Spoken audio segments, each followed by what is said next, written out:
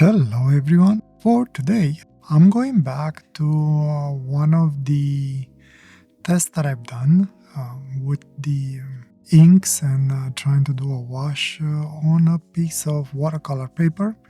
I've shown these washes in my first video for this year. There are a few of them that I've done. There were two of them on this 4x6 watercolor pad, I guess it's called, or block. Just testing out to see how ink colors will work, but at the same time I didn't really want it to just waste the paper, so I decided to go back to it and try and see if I can add some things on top of it. So basically have the wash in the background or the colors in the background and then do the sketching lines on top of it. I have to admit, this for me is like working a little bit backwards, and it was challenging, at least for me. Oh, by the way, I decided to use the Higgins ink. Since last time I used it, I'm not sure what's going on with the ink. Either it has been developing some fungus, even though it doesn't really look like fungus, or somehow it got contaminated with some other ink. I'm not sure exactly what that is. I double checked the original bottle of ink that I have. I haven't used the entire ink to put it in this bottle, and that bottle looks fine. There's nothing in it. So my guess, either there was something with the bottle that I poured the ink in, or maybe from the nib, which will be a little bit hard to believe because the nib, I usually clean my nibs with isopropyl alcohol, and in theory should have been disinfected. Plus I also treated the nibs with heat, which in theory should have burned everything that it was on that nib. Again, not sure what's going on in there, but since I don't plan to use it or put it inside any fountain pens anytime soon, which by the way, you should not put that ink in your fountain pen, I think I'm gonna carry on with using it and see if whatever happens in there keeps on developing. If not, I'll use it. Most probably it's color contamination, and if yes, I guess eventually I'll throw it away, disinfect the bottle, and then I'll add new fresh ink in it. With that aside, going into the drawing, well actually no, before going into the drawing, today I decided to use I guess a new nib for me for this dip pen, which I can't use on my normal holders that I have. So I'm using this cheapo wood thing that I have that takes these tiny nibs.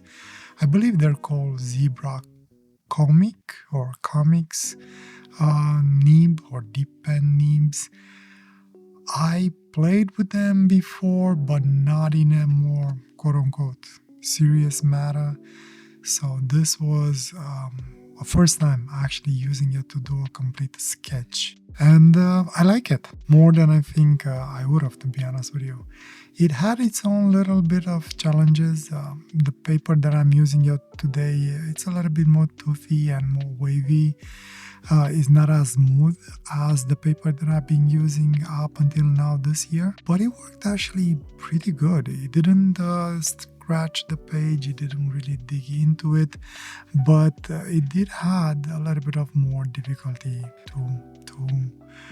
to traverse, I guess, the page than the other nib that I used on the smoother page. Again, I don't know if it's the nib or if it's the paper that I'm using, but next week maybe I'll reuse the nib just to see how smooth it goes on the other type of watercolor paper that I have. I don't know if this pad is cotton, it doesn't mention, so my guess would be probably not. Quality-wise though, it's actually pretty decent. I couldn't complain about it. I like it. It's the first time using it, so no complaints. I'll keep on using it.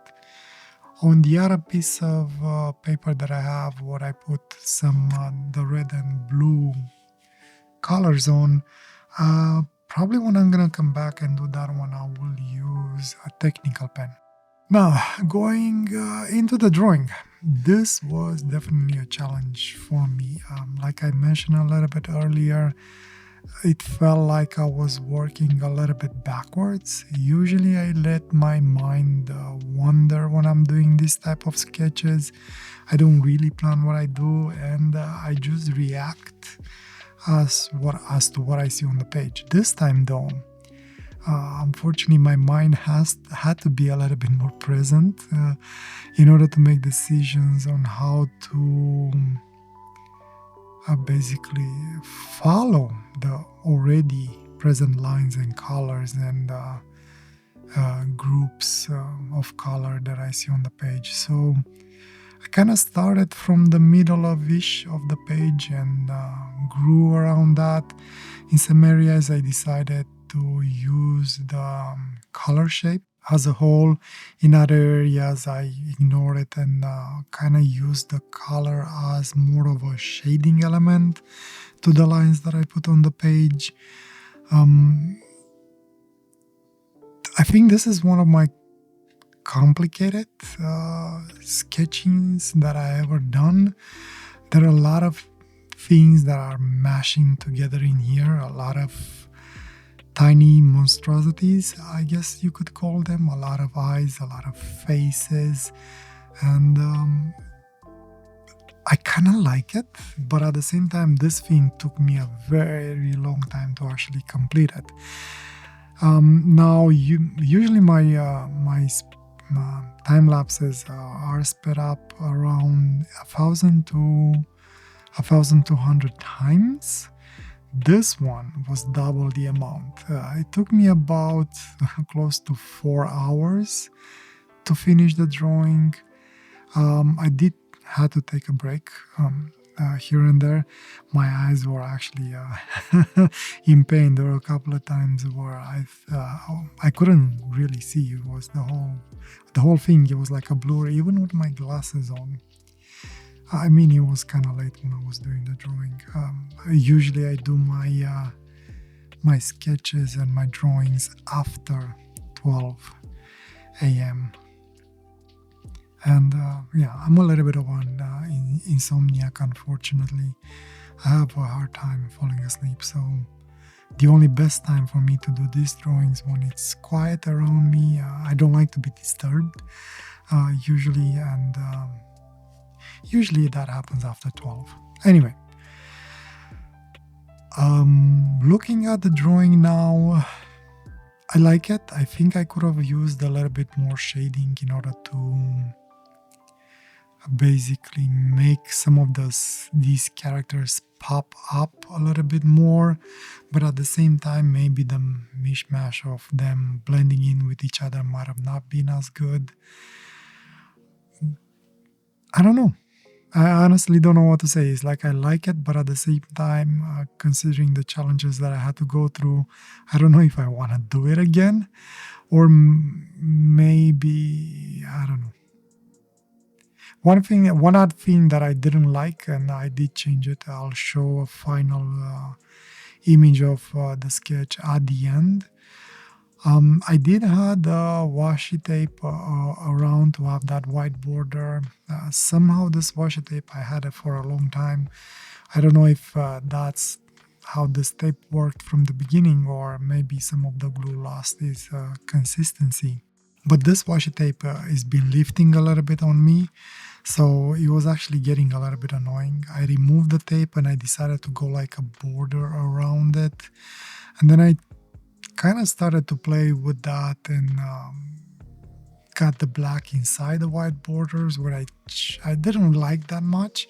And eventually the next day, actually, I end up doing the entire border black. You won't see it in the final picture in here, but I will show a picture, a print screen, not a print screen, scan in here at the end to see the end result. And I kind of like it because it brings focus back into the drawing. It felt like that white border maybe was taking away too much from it. And once I added the black border, it kind of moved your eyes to focus back into the drawing rather than wash away towards the borders as you look at it. So I do like it. It turned out very interesting. I don't know what I'm gonna do with the red and blue one. I'll probably reserve it for another day. And next week I'm gonna go back to my other piece of pad that I like a little bit more as quality wise, and it's a little bit smoother, and I'm gonna work with this nib again and see how it works. I do like the nib though. Those fine lines are pretty much up my alley. Anyway, in the end, fun drawing. I loved it. A little bit challenging, as I mentioned, but I'll probably come back and do more of this in the future. With that said, thank you for joining me. Hopefully, I will see you next week. And as usual, I wish you nothing but the best and a wonderful day or night, wherever you are. Take care. Bye.